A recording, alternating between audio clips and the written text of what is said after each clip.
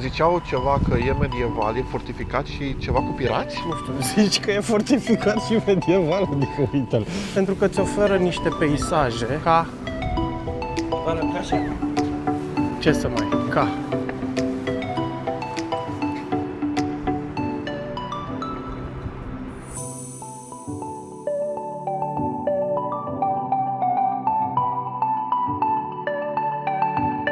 Nu este cel mai mare exemplar secoia, dar tot e mișto și te simți mic în preajma lui. Extraordinar. Dacă ați văzut vreodată un film temă medievală, zici că ești în film. Bună dimineața! Începem prima zi full aici în nordul Franței. Astăzi o să avem o zi plină, avem de mers vreo 150 de kilometri până la primul nostru obiectiv, și anume orașul Saint-Malo, sau cum zicea, Saint-Malo, unde o să vizităm un pic centru. E un oraș super în nordul Franței, la canalul Mânecii. După care o să ne întoarcem ușor și o să oprim la probabil unul dintre cele mai faimoase și cunoscute atracții turistice de aici din nordul Franței, și anume un sat pe o insulă care are, bineînțeles, și o mănăstire în vârf și este mega renumit datorită faptului că vine fluxul și refluxul, și cel puțin în trecut satul respectiv era accesibil doar în momentul în care apele canalului Mânecii erau retrase. Astăzi, la ora 4, ar trebui apele să fie at a low level și să putem vedea și noi. Cam atâta. Ne urcăm pe caică, se filmează. Nu mă duc.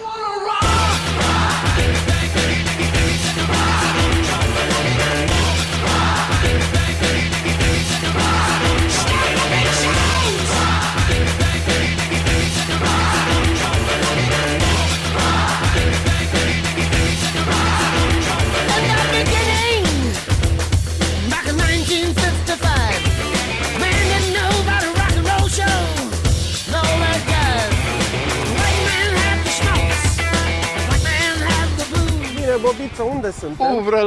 Ouvre la port. Suntem în Saint-Malo, un oraș portuar. Da, a fost port. Parcă ziceau ceva că e medieval, e fortificat și ceva cu pirați? Nu știu, zici că e fortificat și medieval, adică uite-l. Da, e foarte renumit și cunoscut pentru castelul său, pe care o să-l vizităm și noi acum. Suntem chiar în afara zidurilor sale. Și de-a lungul istoriei a fost renumit din cauza piraților și al navigatorilor care umblau pe aici. Are aproximativ 47.000 de locuitori, dar este un oraș foarte turistic și vara crește brusc și mult numărul de oameni care vin să-l viziteze.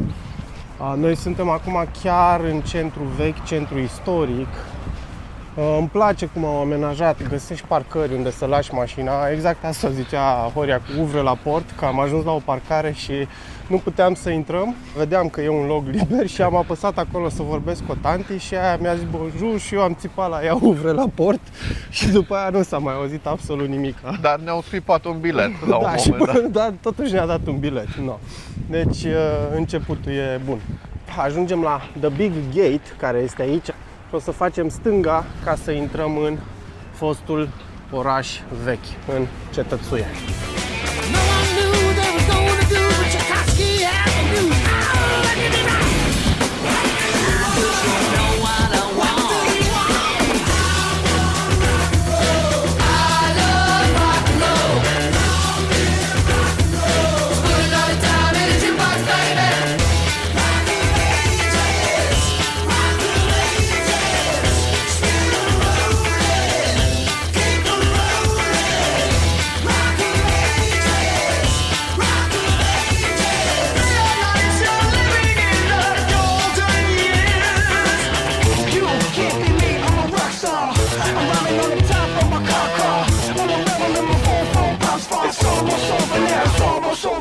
Orașul a fost distrus în totalitate în timpul celui de-al doilea război mondial, dar a fost reconstruit. L-au reconstruit astfel încât să-și păstreze farmecul vechi și pe stilul vechi. El ziceam că este o destinație turistică extraordinar de mare aici în nordul Franței, pentru că îți oferă niște peisaje Tu veux une bouteille d'eau, Léna, ou pas? ca... Va la plage. Ce să mai? Ca...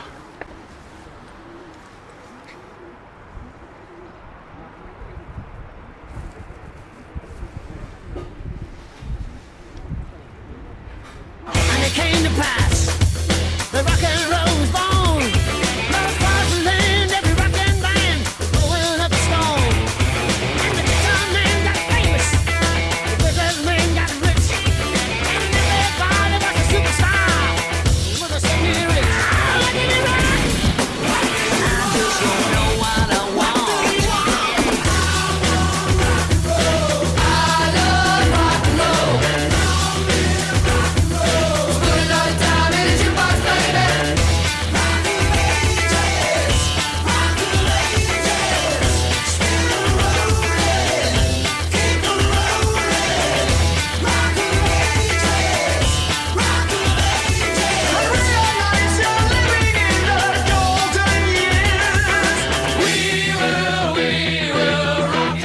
După cum puteți vedea, marea s-a retras. Nu este acum refluxul cel mai mic și probabil urmează să mai scadă în următoarele câteva ore. Undeva pe la ora 4 am citit că astăzi o să fie apa cea mai mică. Acum este ora 12:01 dacă nu mă înșel, deci urmează să se mai retragă marea, dar peisajul e de-a dreptul, te lasă cu gura mască. Rămâi surprins de cât de frumos este, cum se vede nisipul, nuanțe de nisip auriu, mai maronii, cu algele verzi și mai închise la culoare, cu stânci, cu toate nuanțele ale oceanului. Este de-a dreptul superb și pot să înțeleg de ce este o destinație turistică foarte faină. În plus, dacă ne uităm unde se văd acei piloni, acolo se poate vedea cum este nivelul apei. Și vă pot zice că sunt undeva la vreo 2 metri și ceva și probabil o să se mai retragă încă vreo 1 metru apa, poate și mai mult. Deci diferența într-adevăr este foarte mare între flux și reflux aici. Fort Național este un fost fort transformat în muzeu. La ora actuală, din păcate, pentru noi este închis. Ai O fi dat să- 5 euro să intri aici? Cred că da. Da, depinde cred că ce da. au de desubt și ce, dacă ți arată chestii despre istoria pirateriei și alte lucruri, da. La 5 euro, Se poate. Ia să vedem cum se vede el peisagio. Et voilà. oh, quelque chose qui est bon. Ouvre la porte. Vara, sunt curios pe aici dacă face lumea baie. Sunt pe sigur că plajele astea. e plajă. Nu știu cât de cald este. Nu e foarte cald, nu e ca la Mediterană sau, da, să stai la bronz și să te bălăcești un pic în iulie-august, cred că e posibil. Da, da. Ne-am deplasat de la celălalt fort, care e după colț aproximativ 1 kilometru, cam așa. Și avem încă 2 insule. Grand B este asta mare care se vede și Fort Grand B, cea micuță mai din spate. Am fi vrut să mergem până acolo, să le vizităm. Din păcate apa încă nu s-a retras de tot. Când am dat cu drona era mult mai multă apă aici, deja s-a mai retras, dar oamenii au trecut în costume de baie pe acolo. Deci mă gândesc că apa e undeva la glezne sau poate chiar la genunchi. Jumătate între gleznă Da. și genunchi. E ora 1 și cred că încă vreo 3 ore apa se va mai retrage, deci mai mult ca sigur acolo se va face un poduleț, un land bridge pe care să poți să treci și să vizitezi și celelalte 2 forturi. Arată super fain, au inclusiv plaje, foarte multe plaje care se pot vedea. Și acolo, dacă vezi, uite, Horică, e inclusiv o de-asta de sărit De sărituri, în apă. da, o platformă de Platformă. sărituri. Și acolo e un ponton mai lung cu un far în capăt. Da. Și pe aici, pe sus, urcăm iarăși în cetate. Exact. Și asta este noua noastră direcție, pentru că vrem să ne întoarcem înapoi în cetate. Uite și catedrala. Băi, frumos. Deci, orașul vechi, centrul istoric, cetatea, catedrala, sunt de-a dreptul superbe. Și când te gândești că au fost distruse și Da, reconstruite exact. într-un timp scurt. Da, 80 de ani, cam așa. Dar vreau să zic că nu e și arhitectura, îți dă cumva o căldură intern orașul ăsta, orășelul Și ăsta, când te partea asta. gândești că e medieval, ce societate au avut oamenii în zona asta și tot vestul Europei. Vor fi construit pe piraterie toată treaba asta? Nu cred. Probabil datorită poziționării geografice și a comerțului era destul de importantă și erau chiar bogați. Toate casele, toate clădirile. E clar, e stilul ăla arhitectural francez, cum vezi în Paris, cu acoperișuri din alea gri, foarte înclinate și cu gemuleți așa sus, cu mansardă. Da. E exact stilul ăla al lor. Foarte, foarte fain. Frumos, extraordinar de frumos. Lăsăm ușor Saint-Malo în spate, mergem, ne urcăm în mașină. Avem de mers vreo 30-40 de minute, cred că, până la... Cum se numea satul? Că am uitat. Saint-Mont-Michel. Saint-Mont-Michel, exact. Pe drum trebuie să ne oprim să alimentăm cu benzină, pentru că deja am reușit să radem vreo 3 sferturi de rezervor. Am făcut vreo 750-800 de kilometri. Da, cam așa de ieri până acum. Și în plus, ca niște oameni bogați ce suntem, am luat foarte bună decizie de a mânca la unul dintre cele mai exotice și luxoase restaurante din Franța. Este un... spune-te, rog, dacă... Este un restaurant cu un nume atipic pentru Franța, Da. pe mine m-a mirat. Da, este un restaurant cu multe stele Michelin, dar Michelin americane. Da. Pentru că este un brand de acolo, de fapt, și știm că au o mâncare bună. Am zis, o dată în viață, când vin în Franța, Da. trebuie să mănânci ceva la stele Michelin. Eu de-abia și, aștept momentul. clar, am decis să mergem la McDonald's. Am zis de la început că sunt o persoană VIP și nu pot să merg decât cu limuzina și să fiu condus în timp ce beau niște șampanie franțuzească. Iar acum sunt condus, șoferit, spre un obiectiv mai puțin cunoscut aici, în Normandia. In 3 kilometers, take the exit toward Dal de Bretagne, Deci te rog Flowers or frumos Rance. să nu mă mai deranjezi. Mulțumesc. Un obiectiv mai puțin cunoscut aici în Normandia, o ciudățenie a naturii pentru Europa, pentru că în anul 1770 a fost plantat un arbore aici. Este important de ce? Pentru că este un arbore de secoia.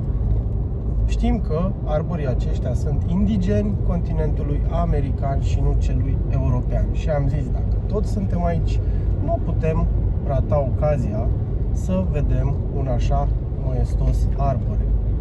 Așa că, plantat în anul 1770 cu o înălțime de 30 de metri și o circumferință de 7 metri. Da, ok, ca și pom, secoia nu este extraordinar de mare, dar totuși să vii și să vezi un exemplar din această specie, tot este un lucru interesant. Și nu doar atât, în curtea spitalului din localitatea Pontorson, unde ne aflăm, nu este singurul pom de secoia plantat. Tot în anul 1770, pe aceeași axă, a mai fost plantat un pom soră. Se vede în spatele meu.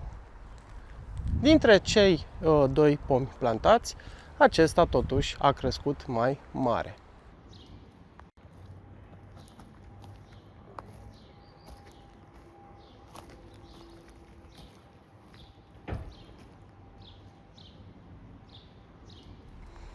Un lucru care mi se pare ciudat e... Ascultați un pic.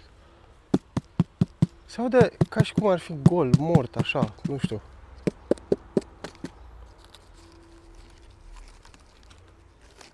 Este cât se poate de viu pomul, se vede, dar e mole, pufos, așa cumva, și sună gol.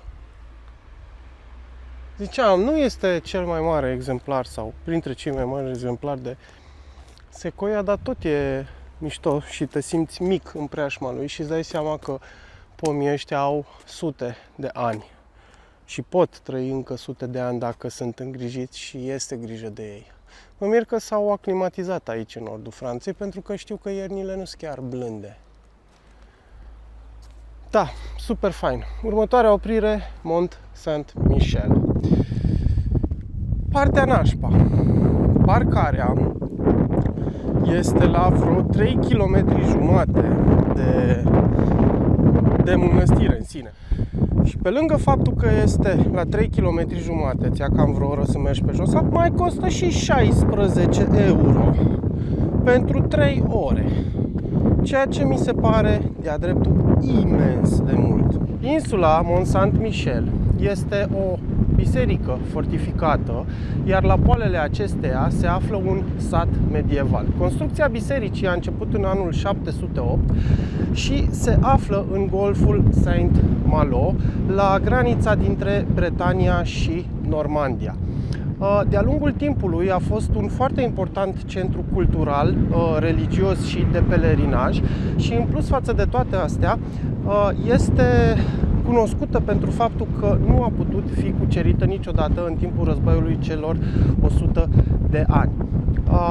Atrage milioane de vizitatori anual datorită peisajului și datorită mareelor, cu o diferență foarte mare între flux și reflux. Chiar acum noi ne aflăm în punctul în care apa s-a retras cel mai mult și efectiv de aici, de pe podul care duce la insulă, nu se mai poate vedea oceanul deloc.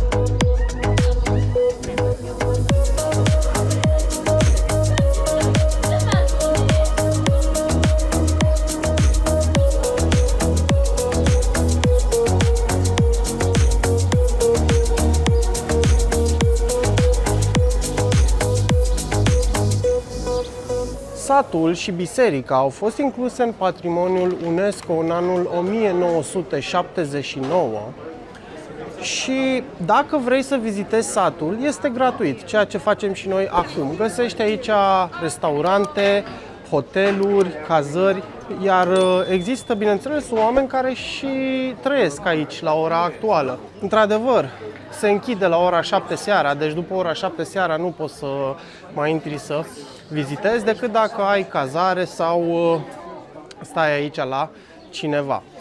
Ziceam că satul poți să-l vizitezi pe gratis, în schimb, biserica, dacă vrei să o vizitezi, biletul de intrare costă 24 de euro vara și 21 de euro în afara sezonului.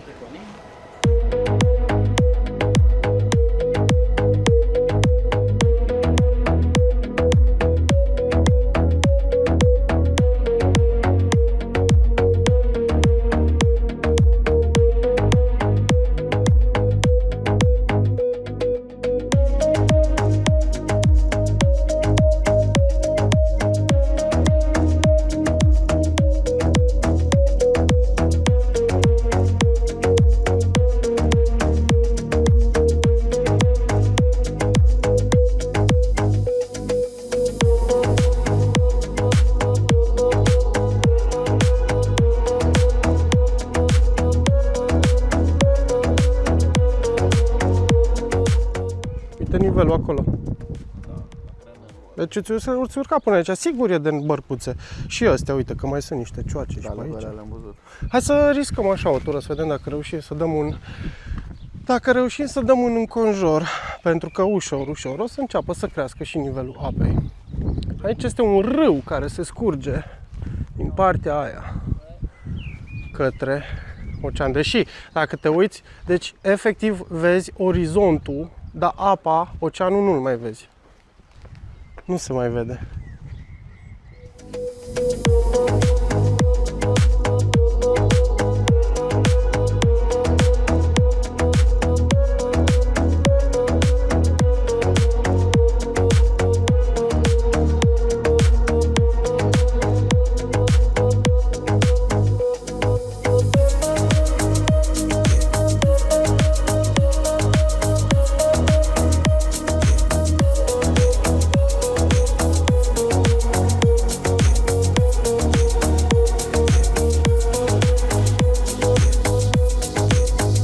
Bună ziua!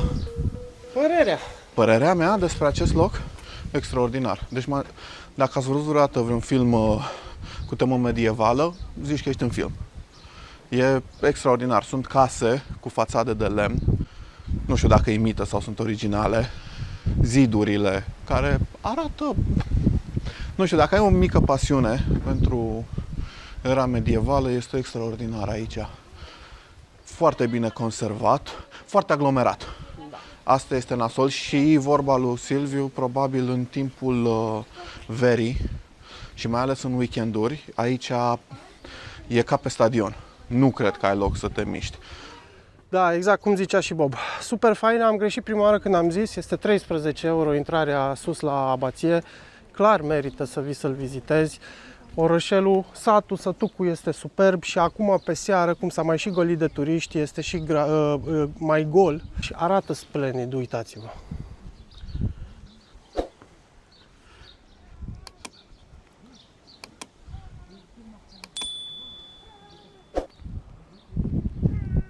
Și îmi șoptea Horia la ureche, noi am lăsat mașina într-un sat, da, undeva acolo, pot să iau mâna să focalizeze, deci da.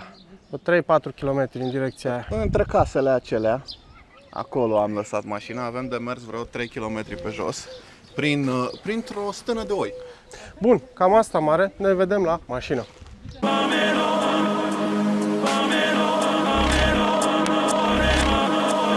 Rectificare, zic eu, ne vedem la mașină, la care Horia poate ne vedem la mașină, adică să sperăm că încă avem mașină. Am parcat pe interzis, unde... Am zis deja. Da. Are rost, ok.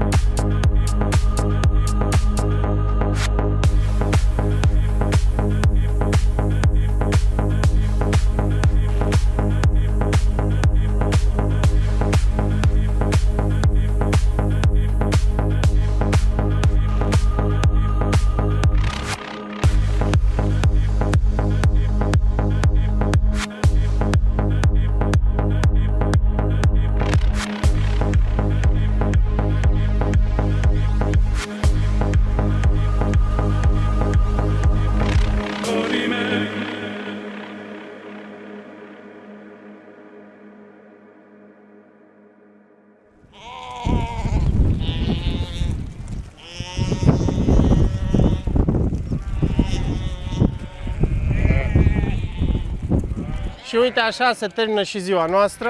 Am ajuns la mașină, plin de oi. Toate oile care erau pe pajiște, acum trec prin sat. Mai stăm 10 minute. Până mâine nu pot să vă zic decât...